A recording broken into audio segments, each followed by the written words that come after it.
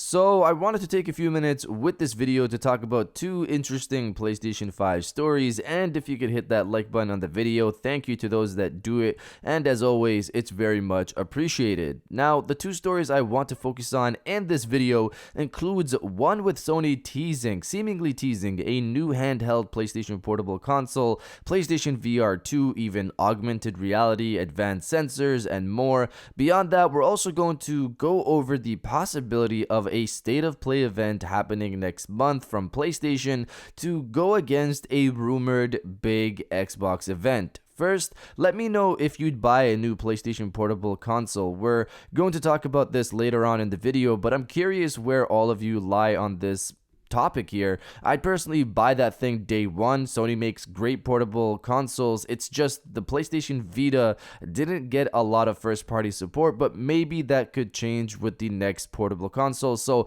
comment below, would you buy a new PlayStation portable console or not? Let me know down in the comments below. Now diving into the first story of the video, a new state of play in March to combat Xbox's possible next event. Reading from Video Game Chronicle, Microsoft could hold a Bethesda-themed event as soon as next month should its acquisition deal close in time. That's according to prominent news journalist Jeff Grubb, who claimed in a new podcast that the Xbox firm is planning to extensively detail its plans for Bethesda. I think this is one of the milestones for Microsoft before E3, where once the deal closes, they will talk about it in a big way, he said. I don't know if it'll be a full direct style event, but they will make note about it and they will talk about it extensively, explain what it means for everybody, and talk about the immediate future of both companies becoming one. So yeah, expect that to happen sometime mid-March. Now,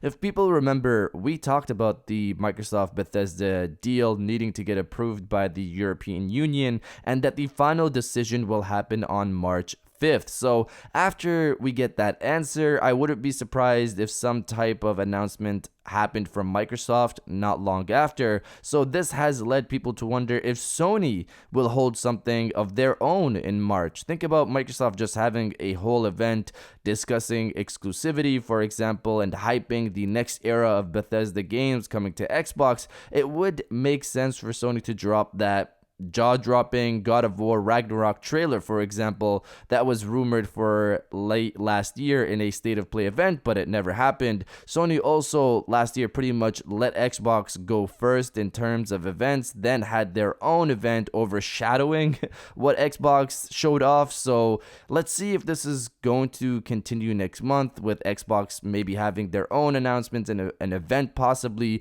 Would Sony maybe a week later or a few days later, however longer later, show off something big from their end? I guess we'll have to wait and see. But you guys let me know if you want Sony to drop that God of War Ragnarok trailer next month, or should they hold it off until the summer? Let me know down in the comments below. Now diving into the second story of the video, Sony seemingly teases PlayStation 5 portable or the next portable from PlayStation, PSVR2, and even augmented reality products to possibly come in the future. So recently, Tonino Greco, hopefully I said that correctly, who's the chief analyst at Sony Corporate Technology Division, according to his LinkedIn page, had an interview go live on Facebook where he talked about a lot of business related aspects in regards to Sony, but right in the beginning of his interview, it seemed like he teased PlayStation VR2 coming in the next few years, possibly even AR, which is augmented reality. He also teased the possibility of something portable coming from Sony, which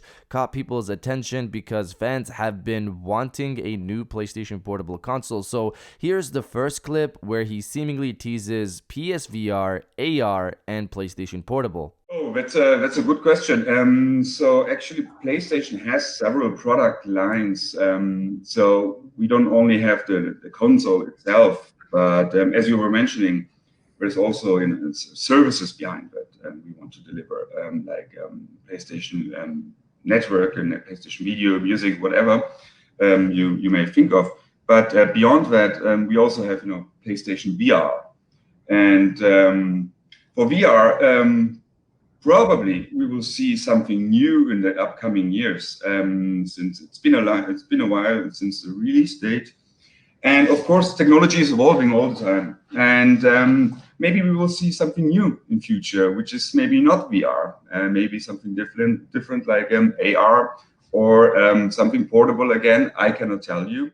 So listening to this, it was surprising that he mentioned something portable when it seems like Sony has given up on that market a long time ago, but we'll get back to that in a sec. I just want to show this second clip off where he talks more about immersion when it comes to virtual reality.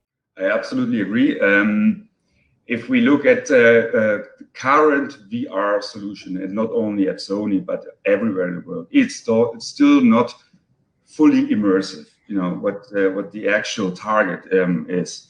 So of course there will be development, and we're working on that. This is not a big secret. Everyone is working on that in the VR space to have a fully immersive 3D audio, for instance, to have a super high resolution display, head-mount display, so that you don't see any pixels anymore, and you try to avoid eye fatigue or so that you get sick. And of course, the more sensors you put in it, the more interaction with your surrounding you can enable.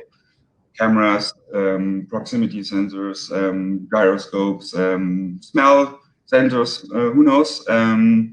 But going away from the headset itself, of course, the ultimate experience is not only that you address the sensors in terms of eyes and ears, but also, the skin feeling. So I think PlayStation 5 with the DualSense controller already showed a little glimpse what might be possible in terms of haptic feedback or adaptive controller. But it can go far beyond that. And for that, you need the right material, you need the right technology to enable that. So he said a lot of things here. He talked about working on a VR headset, which again isn't shocking news. I'm sure Sony is, of course, is working on PlayStation VR2, but he then goes on to discuss increasing immersion and how you need things like a wireless setup, 3D audio, high resolution display to not see pixels anymore, cameras, proximity sensors, gyroscopes, and then he mentioned DualSense and the capabilities there and what that could bring to virtual reality. So some of the stuff he mentions here we've seen in patents like the wireless headset, DualSense capabilities coming to the next PSVR headset, higher resolution, cameras on the headset similar to Oculus Quest. It was interesting to hear someone from Sony seemingly freely talk about these things. He obviously didn't confirm anything, rather just teased them, but that gives me hope that PlayStation VR2 is going to be something very special. Now, in terms of a new handheld, I see this working in three ways. So one, the new portable console is completely a streaming platform that you can dock or take on the go, and it'll go alongside the upgraded PlayStation Now upgrade that has very little latency. Two, this is a portable system that runs PS5 games locally by using things like DLSS like technology and graphically downscaling the overall game to make things work. For people who don't know, DLSS is essentially upscaling technology. You run the game at an actual lower native resolution to maintain higher frame rates. The downside to number two, though, is that this is essentially cross-platform talk, which would limit PlayStation 5 games from fully harnessing the power of the console, which I don't think Sony or the fans want to happen. The idea here is that PS5 games could scale up and down to different PlayStation platforms to make this work. Now, 3 is a bit of a wild card. PSVR2 is actually like the Oculus Quest, where you can link up with the PlayStation 5 to get full graphical fidelity like the Quest does with PC, but the platform can also be used on its own like the Quest, but games will run downscale. This one's a bit of a wild card in the sense that he's referring to, when he says portable platform, he's actually referring to PSVR2 being a portable platform like the Quest. Now, if we're talking about a handheld console, if Sony is is going to do another PlayStation Portable, they need to combine it with the PlayStation 5 in a way to better maintain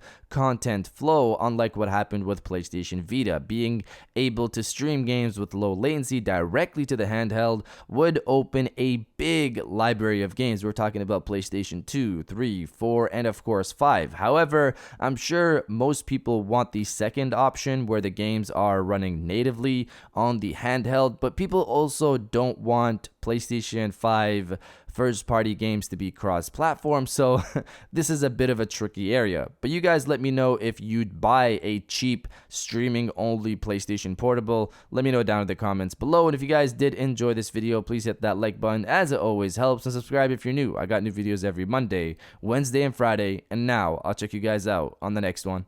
And welcome back to the after show. This is the part of the video where we have a little fun down in the comments below. If you're old, welcome back. If you're new, welcome. For today's thing, what I want you guys to do is to body, obliterate, destroy, and overall harass the comment section with bring on the portable. If you want a PlayStation Portable console, destroy the comment section with bring on the portable, and I'll definitely heart those comments like I always do because I appreciate everybody who stays to the end of my videos. And now I'll check you guys out on the next one.